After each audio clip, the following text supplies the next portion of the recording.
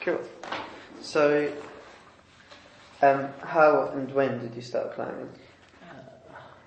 I used to go on school trips when I was 12 to 13 years old, maybe even a bit younger than that. And my parents couldn't afford for me to do all of the school trips, so I started to cook breakfast and pack all the kit and do all the kind of jobs around the school trip. Yeah. So to get to go on all of the trips, but then I ended up doing all of the trips rather than just, one-off trips. Yeah. And then when I was a little bit older, I met Steve Taylor, and he used to take me climbing and take me to climbing competitions. Like outdoors one? Like indoor climbing competitions. So like at St Werburgh's Church when that was first opening in Bristol, places like that. Yeah. Was that when you were about 13 as well? No, I was a bit older than that by then. I was probably about 15, 16, 17. Was there any venue you were training in here? There was the only venue around was Ferndown Climbing Wall then, which is in the end of a sports hall, and it was a classic pieces of brick sticking out of the wall, but actually built into the brickwork, so there were bricks turned round, and 1/3 of that wall was pieces of Dorset stone set in concrete sticking out of the wall. Oh wow. Yeah, and that was great because it used to have like lines up it to about 6A, and then the limiters that were harder than that. Yeah. Yeah, and that's where a lot of the scene then went to train. Nice. Ferndown, is that's still Dorset, is it? Yeah, so that's just towards Ringwood from here. Yeah. Oh yeah. Yeah. Is there still a climbing wall there? I don't know. I haven't been there for 20 years, so yeah. Okay. And when was your first time on Dorset Road? Probably the school trip. Yeah, it was probably climbing at Dancing Ledge. Yeah, when I was 11 years old. And out of your years of climbing in Dorset, can you talk me through 3 or 4 of your most memorable experiences?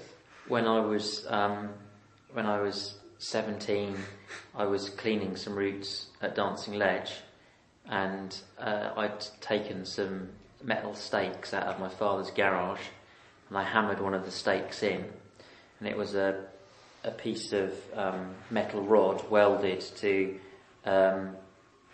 another piece of metal rod, so that one of the pieces of rod was sticking inside like a cup over top of a spike, but it was welded, and I hammered it into the ground and tied my rope to it and abseiled off from it and spent the day Jumaring up and down and cleaning it, and then Jumared up to the top. When I got to the top, I went to take the clove hitch off the stake, and the top piece of metal just lifted off the bottom piece of metal, and it's just held by a little tiny piece, and that was quite memorable.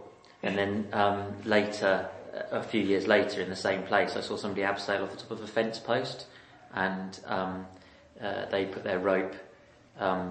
Fortunately, they put their rope through the top strand of barbed wire. So as they abseiled off, they snapped the fence post off, but the rope was round the barbed wire, and then the rope pulled the barbed wire off successive fence posts along the fence line and dropped them slowly. I mean, they still got dropped the last kind of 15 or 20 feet, but it saved their life. Wow. So that was a good memory.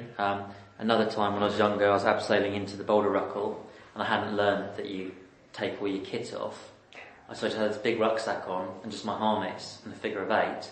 And I used to have long hair, and as I was abseiling, I looked between my legs, and my hair wrapped around my figure of 8, and it started to pull my scalp off my head, which was really, really miserable. And my friend couldn't help because I was halfway down the abseil, and I was shouting and screaming quite a lot.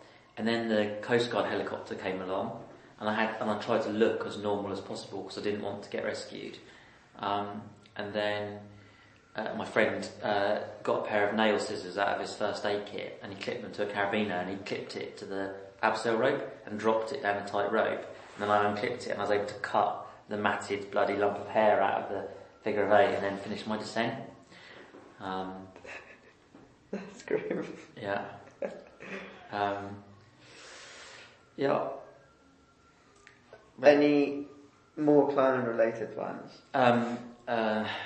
Achievement wise, or not really. No. Not really. I still haven't climbed to my potential in Dorset, so I've still got things, and I probably will have when I die. But I've still got lots. There's still lots of routes I want to do, and yeah. So for me, I'm actually starting to climb now, the best I've ever climbed, and I've been training for the longest. I'm the fittest I've been for 10 years. Just recently lost 12 kilos in the last couple of years. So, yeah. Cool. But trad climbing at my limit is what I enjoy climbing the most, though. And do you have any like certain route that you think you've properly? I think that Vikings and Warlord are two of my favourite routes. Is that like E1, E2? That's like no. Both E4. E4. Yeah. Cool. Right. And when did you start becoming active in the scene in Dorset? When I was probably about 17. Do you know how it started, or why? I used to have a mate called Anthony, and we'd just go out and it was at the time when Joff and Dominic and Steve and Mark were all doing stuff, and sometimes we'd go out and they'd be doing stuff, and we thought, that's a good idea, let's do that as well. So, sorry, can I go back to the names? yeah. Joff and Steve. Joff Cook, Steve Taylor, Who's Dom. Mike? Sorry? You said Mike. Mark Williams. Oh, Mark Williams. Yeah. Mike Robinson was doing stuff then as well. Yeah. And Dominic Cook as Cook. well. Yeah. Dominic or Damien. I was. Yeah. Cool. And you were like cleaning routes, or? Just going to the crag and going sport climbing, and then thinking, oh look, there's no one's done a climb there, let's do a climb there. But some of the routes I did really early on,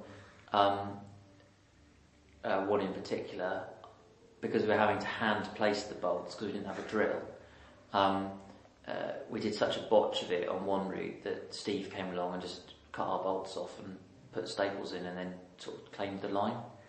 But it didn't really matter because he was kind of like, the daddy. Do you know what I mean? Yeah, he was. Yeah.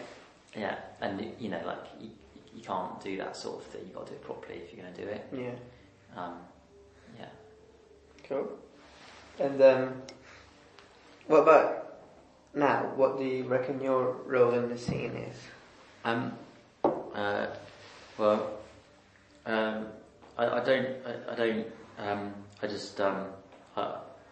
don't really. I've got a special interest in dancing ledge because I have a lot of my commercial groups that use it. And I did a route. It's just a sort of a 6A or a 5C sport route last summer. And I called it Custodian, and that's on the back wall at Dancing Ledge, and that's just kind of a private thing for me because I kind of see myself as a bit of a custodian of Dancing Ledge, but nobody else would know that. It's not something that's written down anywhere, because I did a lot of negotiating with the National Trust to ensure the group access to